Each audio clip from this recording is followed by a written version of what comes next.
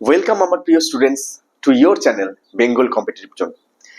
দেখো, সামনেই এনটিপিসি পরীক্ষার সময় ঘনিয়ে আসছে, সুতরাং এই সময় তোমাদের প্রিপারেশন একদম তুঙ্গে, এটা তো মানতেই হবে। কিন্তু বিষয়টা হচ্ছে যে এনটিপিসি পরীক্ষার আগে এনটিপিসি পরীক্ষায় আসা বিগত সালের এনটিপিসি পরীক্ষায় আসা যে কোয়েশ্চেন্স গুলো এসেছিল সেইগুলোকে অবশ্যই যে রিসার্চ করে তোমাদেরকে জানতে হবে যে প্রতিটা চ্যাপ্টার থেকে ঠিক কি কি টাইপের কোয়েশ্চেন্স গুলো এনটিপিসি পরীক্ষায় এসেছিল এবং সেই টাইপগুলো আরো কত তাড়াতাড়ি করে ফেলা যায় বা আরো কিভাবে ভাবা যেত, সেই বিষয়টা তোমাকে অবগত করার জন্যই আজকে ভিডিওটা। কারণ শেখার কিছুই নাই এখন, কারণ এখন পরীক্ষা প্রায় ঘনিয়ে এসেছে। এই সময়টাতে শিক্ষার জিনিসপত্রগুলো তোমাদের করতে গেলে সেটা বেসিক ব্যাচের কেস, কিন্তু আমার কথা হচ্ছে বেসিক যে কনসেপশন, সেই বেসিক কনসেপশন নিয়েই যদি তোমরা চাও যে না আরো কিভাবে ভাবলে অঙ্কগুলো আরো শর্টে করা যেত, সেই অ্যাপ্রোচ গুলো আজকের ভিডিওর মাধ্যমে কিন্তু তোমাদেরকে জানাবো। এনটিপিসি পরীক্ষার আগে তোমরা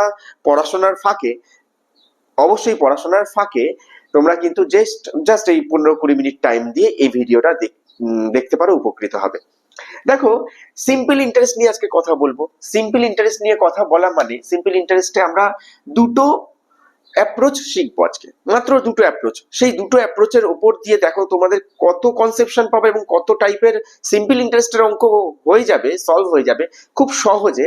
সেটা তোমরা আজকের এক্সাম্পল গুলোর মাধ্যমে দেখতে পাবা। অবশ্যই এক্সাম্পল গুলো কিন্তু নিয়েছি প্রিভিয়াস ইয়ার রেলওয়েজ এর পরীক্ষা থেকে। চলো কথা না বাড়িয়ে আমার হোয়াইট বোর্ডে স্টার্ট করে দিই। এই ভিডিওটা হোয়াইট বোর্ডে স্টার্ট হলেও যে কোনো ডিজিটাল বোর্ডের থেকে কিন্তু কম নয়, এইটুকুনি মাথায় রাখবে।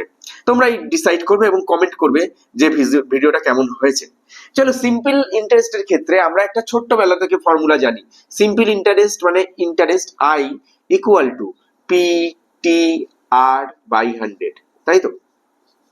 এই পিটিআর বাই 100 মানে পি ফর হচ্ছে প্রিন্সিপাল, যে টাকাটা তুমি ব্যাংকে রাখছো, ঠিক আছে, সেটাকে আরো প্রিন্সিপালও বলে কিংবা আবার সাম বলে, ইংরেজিতে সাম, SUM, সাম দিয়েও প্রকাশ করা হয় এবং অ্যাকচুয়ালি এটাকে বাংলায় বলা হয় আসল। T for time, rate, R for rate of interest. Rate of interest সবসময় পার্সেন্টেজেই ক্যালকুলেট করা হয়, তো পিটিআর পার্সেন্ট, তো ওই পার্সেন্টটাকেই ভেঙে দেখো বাই 100 করা হয়েছে। এটা সহজ বিষয়।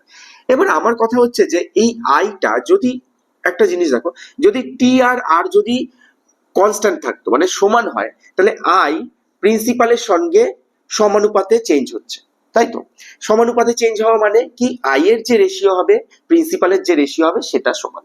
আই এর রেশিও যদি A:B হয়, প্রিন্সিপালের রেশিও A:B হবে, কিংবা প্রিন্সিপালের রেশিও যদি A:B হয়, আই এর রেশিও A:B হবে। ঠিক তেমন ভাবে পি এবং টি মানে পি এবং আর যদি কনস্ট্যান্ট হয়, তাহলে আই টাইমের সঙ্গে সমান অনুপাতে, মানে টাইমের রেশিও যেটা হবে প্রিন্সিপালের মানে আই এর রেশিও, ইন্টারেস্টের রেশিও সেটাই হবে, তাই তো? আচ্ছা, সেম ভাবে পি এবং টি যদি সমান হয়, তাহলে মানে কনস্ট্যান্ট হয়, পি সমানুপাতিক আর পার্সেন্ট, মানে আর পার্সেন্টেজের যে রেশিওর যে চেঞ্জেস আসবে তার উপর বেস করে পি এর রেশিও হবে, সরি পি নয়, এটা আই এর রেশিও হবে। ঠিক আছে, ক্লিয়ার কনসেপ্ট একদম। আচ্ছা, এর উপর বেস করা একটা ছোট্ট আরো একটা অ্যাপ্রোচ আছে। চলো, এটা আমি বলছি অ্যাপ্রোচ নাম্বার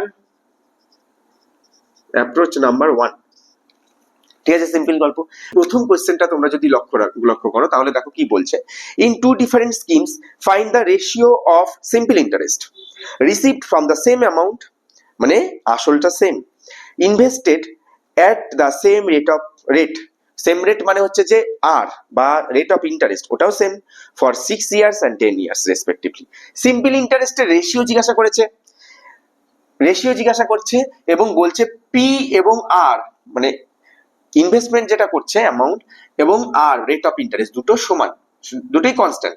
তাহলে পি এবং আর যদি কনস্ট্যান্ট থাকে, আমরা জানি আই সমানুপাতিক টি, মানে টি এর যা রেশিও হবে আই এর রেশিও তাই হবে।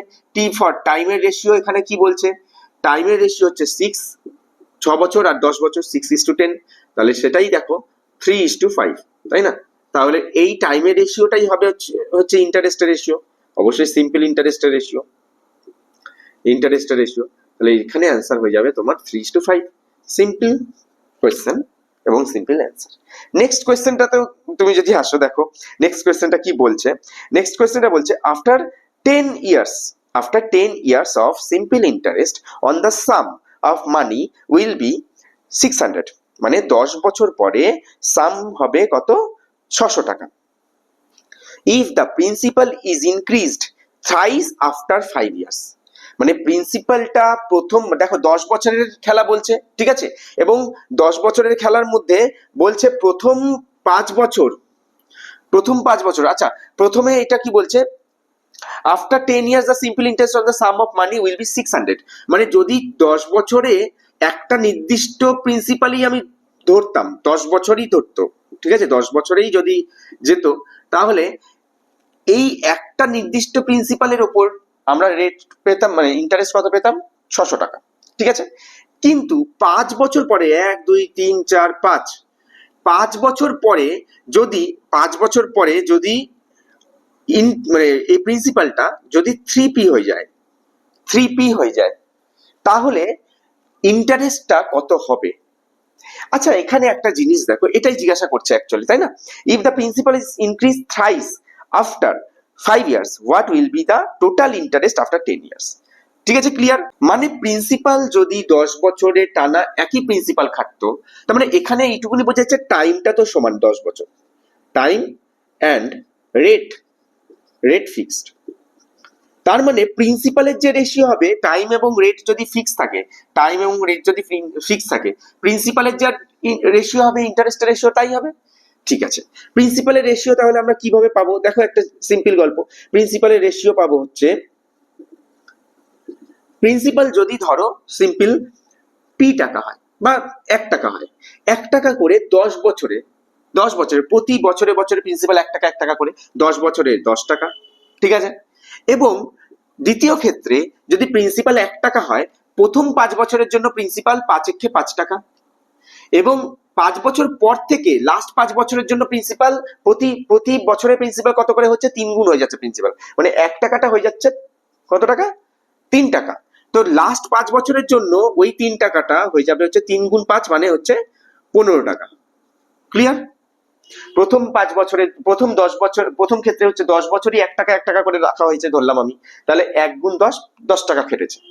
দ্বিতীয় ক্ষেত্রে বলছে প্রথম 5 বছর 1 টাকা করেই খেটেছে, কিন্তু লাস্ট 5 বছর 3 টাকা করে খেটেছে, তাহলে প্রথম 5 বছর 1 টাকা করে মানে 5 টাকা, লাস্ট 5 বছর কত টাকা করে খাটছে? 3 টাকা করে, তাহলে 5 + 15 মানে 20, মানে 1:2 হয়ে যাচ্ছে তোমার প্রিন্সিপালের রেশিও। টাইম এবং রেট তো ফিক্স, প্রিন্সিপালের রেশিও সমান সমান ইন্টারেস্টের রেশিও, তাই না? তার মানে ইন্টারেস্টের রেশিওতে দেখো, প্রথম ক্ষেত্রে এটা ইন্টারেস্ট, দ্বিতীয় ক্ষেত্রে এটা ইন্টারেস্ট, তো প্রথম ক্ষেত্রে 1-এর ভ্যালু বলে দিয়েছে, ইন্টারেস্ট পেয়েছে 600 টাকা, তাই তো।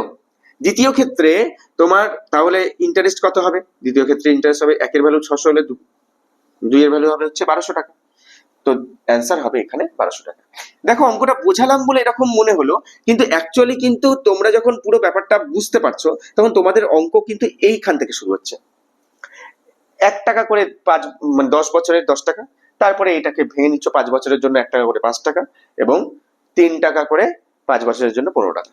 তো প্রিন্সিপালের রেশিও আমরা পেয়ে গেলাম, প্রিন্সিপালের রেশিও ইকুয়াল টু ইন্টারেস্টের রেশিও। ক্লিয়ার? খুব সহজ একটা অঙ্ক। ঠিক আছে, চলো পরের অঙ্কতে আসছি। এর উপর বেস করে দেখো, এই অ্যাপ্রোচটার উপর বেস করেই কত টাইপের অঙ্ক হচ্ছে। 2019 সাল থেকে 2024 লাস্ট ইয়ার পর্যন্ত যত কোশ্চেন এসেছে, মোটামুটি ভাবে এই অ্যাপ্রোচটার উপরে কিন্তু অনেক কোশ্চেন এসেছে। সেটার থেকেই আমি তুলে কিছু এক্সাম্পল তোমাদেরকে দেখাচ্ছি, যে এইগুলো এইভাবেও ভাবা যেতে পারতো, যাতে করে অঙ্কটা আরো সহজে হয়ে যেত। নেক্সট অঙ্কটা আসো। নেক্সট অঙ্কটা কি বলছে দেখ। নেক্সট অঙ্কটা বলছে যে at a certain rate of simple interest 800 becomes 956 in 3 years, 3 বছরের জন্য 800 টাকা 956 টাকা হয়ে যাচ্ছে, মানে 156 টাকা ইন্টারেস্ট পাচ্ছে। if the principal becomes rupees 1052 in the same period, if the principal becomes rupees 1052 in the same period, what is the percentage of increase in the rate of interest? দেখো প্রথম কথা হচ্ছে যে এই অঙ্কটার মধ্যেও তুমি দেখতে পাবে যে 3 নম্বর অঙ্ক, এই অঙ্কটার মধ্যেও তুমি দেখতে পাচ্ছ যে 800 টাকাই প্রথমে হচ্ছে ইন্টারেস্ট পাচ্ছে 156 টাকা, 3 বছরের জন্য, সেই 800 টাকাই 3 বছরের জন্য সেম পিরিয়ডে 800 টাকাটাই কত টাকা ইন্টারেস্ট দিচ্ছে, মানে টোটাল অ্যামাউন্ট দিচ্ছে হচ্ছে 1052 টাকা, মানে 252 টাকা 800 টাকা ইন্টারেস্ট দিচ্ছে। ঠিক আছে, তাহলে এখানে ইন্টারেস্টের দেখো, ইন্টারেস্টের যদি আমি রেশিও বানাই তাহলে I1 আর I2, ঠিক আছে, রেশিও যদি করি, প্রথম ক্ষেত্রে ইন্টারেস্ট কত দিচ্ছে, প্রথম ক্ষেত্রে ইন্টারেস্ট দিচ্ছে 156 টাকা, 800 টাকা থেকে 956 টাকা হয়ে যাচ্ছে ইন্টারেস্ট দিচ্ছে। দ্বিতীয় ক্ষেত্রে ইন্টারেস্ট দিচ্ছে দেখো 252 টাকা, 800 টাকা থেকে কত কত টাকা হয়ে যাচ্ছে 1052 টাকা, মানে 1052 মাইনাস 800, প্রিন্সিপালটা বাদ দিয়ে দিলেই তো আমি ইন্টারেস্ট পাই। তো এক্ষেত্রে দুটো ইন্টারেস্টের রেশিও আমি পাচ্ছি, এবং একটা জিনিস এখানেও স্পষ্ট যে প্রিন্সিপাল মানে 800 টাকাটা ফিক্স এবং টাইম পিরিয়ড টিটাও কিন্তু ফিক্সড বা কনস্ট্যান্ট। তাহলে এইটুকুনি বোঝা যাচ্ছে প্রিন্সিপাল এবং টি যদি ফিক্স থাকে তাহলে আই এর রেশিওটাই হয়ে যায় হচ্ছে আর এর রেশিও। প্রথম ক্ষেত্রে ইন্টারেস্ট রেট অফ ইন্টারেস্ট যত ছিল, দ্বিতীয় ক্ষেত্রে রেট অফ ইন্টারেস্ট যত হবে সেটা রেশিও ইকুয়াল টু আই এর রেশিও। ঠিক আছে, I1 এবং I2 এর রেশিও। I1 বাই I2 দেখো কত পাচ্ছ, I1 বাই I2 পাচ্ছ হচ্ছে, কাটাকুটি করে নাও একটুখানি, 4 দিয়ে কাটো, 3 4 12, তাই না, 4 নং 36, 4 দিয়ে কাটো, 4 6 24, তাহলে এখানে কাটাকুটি করো, কত হচ্ছে 13, আর এটা হচ্ছে 21, 3 দিয়ে কাটলাম। তাহলে অ্যাকচুয়ালি R1 বাই R2 এর রেশিও পাচ্ছি কত, 13 আর 21 রেশিওতে পাচ্ছি। R1 এবং R2 কিন্তু ইটসেলফ একটা পার্সেন্টেজে, ঠিক আছে। আচ্ছা, একটা জিনিস কি জিজ্ঞাসা করছে যে এখানে ইনক্রিজ কত হচ্ছে, R1 থেকে R2 এর ইনক্রিজ কত হচ্ছে, 13 থেকে 21 এর রেশিওতে ইনক্রিজ হচ্ছে 8। রেশিওতে যদি ইনক্রিজ হয় 8, তাহলে এটার ফাইনাল মান 8 বা 8 এর মাল্টিপেলে হবে, 8 এর সঙ্গে কোনো কিছুর গুণফলে হবে, এটুকুনি ক্লিয়ার। তুমি যদি একটু অপশনটাকে দেখো তাহলেই, আচ্ছা এইটুকুনি তো সহজ ব্যাপার, একটু অপশনটাকে দেখো, সিম্পল 8 এর মাল্টিপেলে এখানে মোটামুটি 8 গুণ হাফ যদি করো তাহলে 4, অপশন নাম্বার বি তে দেখো 4 আছে, মানে 4 হয়ে যাবে তোমার অ্যান্সার 8 এর মাল্টিপেলে। তার মানে একটু অপশনের সহায়তাও নিলাম এবং পুরো টোটাল এই অ্যাপ্রোচটাকেও কাজে লাগিয়ে ফেললাম, কারণ অঙ্কটার মধ্যে আমি দেখতে পেলাম পি এবং টি ফিক্সড, যেই ফিক্সড আছে তখন আমি অঙ্কটাকে এই প্রসেসে এগোতে পারলাম। ঠিক আছে, চলো।